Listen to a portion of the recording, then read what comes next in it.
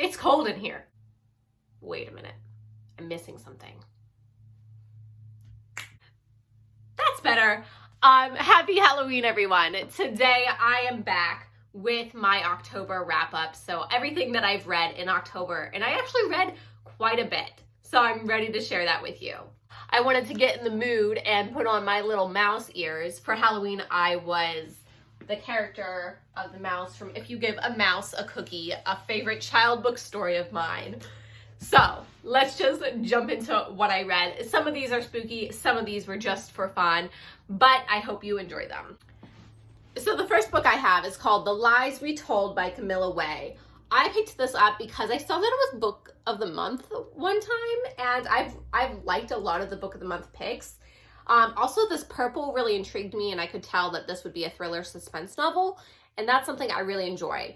I don't like to read the synopsis, so I didn't really know what this was about. I just knew the genre and knew it was Book of the Month. So, yes.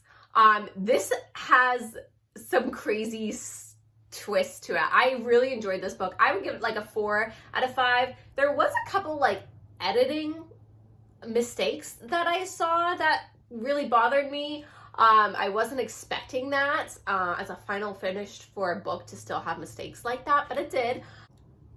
This deals with betrayal and sociopaths and craziness and affairs and missing people and deaths. And this is everything I could want in October, really. There was a lot of characters throughout this story, which could be a little confusing for me. And it's told from like 2 different time periods. So back in the like 80s, 90s, and then present day, which was 2011. And it kept switching back and forth, and you don't really know how the 2 stories connect until a little over halfway through the book.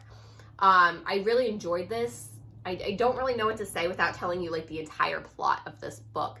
But basically, we follow this sociopath child named Hannah, and we follow her through childhood to adulthood, and her schemes and her plans and her revenge story.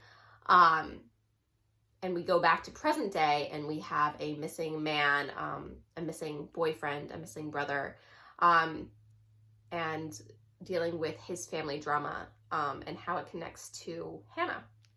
Moving on, we have a graphic novel called The Dire Days of Willowbrook Manor. I picked this up because it obviously was spooktacular. Look at those eyeballs on the rabbits. This was new to my library. I haven't read a lot of graphic novels recently, so I decided to pick it up. I give it like a 3 out of 5 stars. It wasn't anything spectacular, but it was decent. It deals with this young girl who is obsessed with gothic romances, and then she gets sucked into one, kind of like another universe, and this universe is getting taken over by like this evil green goop, and she is there to save the day, pretty much. Another thriller book that I picked up because the cover was very intriguing to me. I love the red, like this just like more covers need to just be like a color scheme of like just one color. Okay, I don't know what I'm saying. This is called Anonymous Girl by Gear Hendricks and Sarah Penn. I don't know how you said that last name. There they are. This was not as good as I was expecting. I give this like 3 stars. It deals with a psychiatrist professor that's making a study with young women in it and seeing, you know, their moral compass, and her using this study as a way to reflect on her own relationship and her husband and his betrayals. This was an interesting book, but not the best book I've read. I'm very excited to announce that this month I also got to enjoy 2 works of poetry written by one of my best friends and my coworker. These books are available on Amazon, and in fact, she just dropped a new book this month as well. They are all available on Amazon if you're interested in poetry. This was her very first book that she ever published. She made the cover herself, but it's all just poetry. This one's much skinnier, very like you can tell the difference. This one's much more condensed. This one was way better in my opinion. I gave this one like a 2.5 stars, 3 stars. This one you can tell that she grew up a little bit, and her writing has definitely improved. This book of poetry was her newest one out, but now she has a new one as well. So I have yet to read her newest one, but this was one that she did last year during COVID. And I thought it was really remarkable. I wrote a very small review on Goodreads if you're interested in reading it, and it does quote some of my favorite quotes from this one. But yeah, these were my friend's books, and I was so excited to support her and read her books. I also got to enjoy a fairy tale retelling of Snow White, and it's called Poison by Jennifer Donnelly.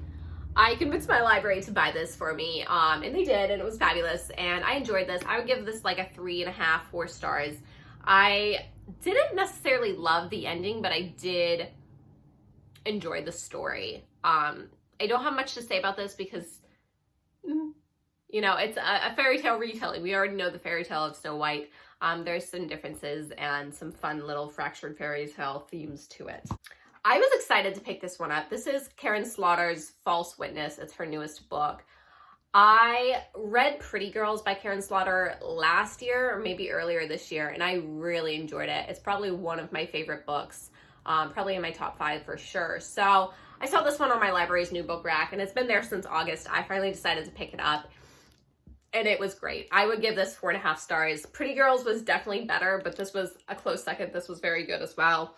It deals with these 2 sisters who had committed a crime very long ago, and they were being abused, and so they murdered their abuser and covered it up.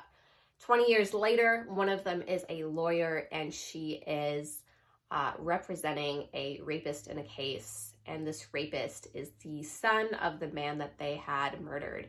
And it's very, very suspenseful, very thrilling for me. I really enjoyed this, and yes. I also have here The Heart Principle by Helen Hoang. I'm not sure if that's how you say that either.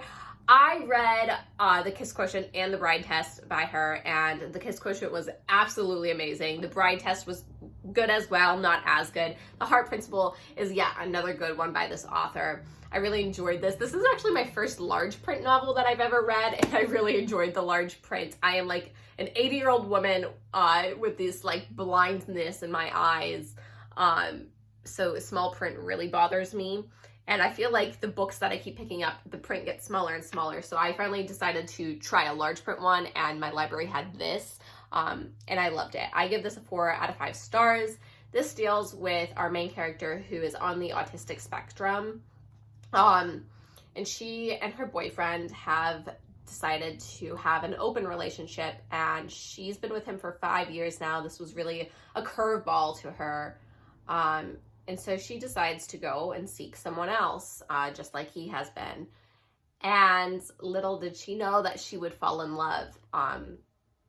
But it comes with some family drama, some relationship drama, and just overall a fun little contemporary that will have you smiling, it will have you laughing, it will have you sobbing, and I enjoyed it. I also picked up a middle school chapter book. This is called Rose by Webb. It deals with this young orphan girl who starts working for a family and realizes that she has magical powers. This is a fantasy novel. And she realizes that kids in the area are starting to go missing, and she connects pieces together to figure out who it is and how to save these kids. And yeah, so that's interesting to me. I feel like I would enjoy this if I was a middle school kid, but as is 23-year-old Nina thought that it was just Personally, it was not something I would pick up again. 2 stars for me, but if I was reading this as a child, I probably would have really enjoyed this and it would have been a 4 stars. This is a quick mention. I did not finish this book. I read parts of this book. So I have Hocus Pocus and the all-new sequel. The first half of this book is just Hocus Pocus the movie written as a book, and the second half is the sequel to it. So they're all grown up and they have a kid now, and it's the kid's story. I read the first 30 or so pages of Hocus Pocus, and then I was like, like this is just like the movie. Like I don't really necessarily want to read this right now. So I skipped to the second half because it's a whole separate book. And I read 40-ish pages of that. And then I was like, you know what? I'm really just not interested in reading this. And so I put it down. Maybe I'll pick it up again next year when they make the movie. But as is, I just didn't feel like reading it. But I did read parts of it. The last book that I have to mention, I don't have a physical copy of. I picked it up using the Libby app. Libby is a free app that my library uses. So if you have a library card, you download the app on your phone, your iPad, your Kindle, whatnot, and you can access thousands of ebooks and audiobooks and magazines. So using the app, I just downloaded it. I downloaded it in the past, didn't really enjoy reading ebooks, so I deleted it. I decided to re-download it, and I read my very first audiobook. No, that's not true. I read Harry Potter on audiobook a couple years ago, and I hated it. I have a very short attention span, and it's very hard for me to pay attention and absorb what's being told to me. So I was very hesitant about audiobooks, but I decided to give it a try. I read We Can't Keep Meeting Like This. I can't remember who wrote it. If I remember how to insert a picture, I will.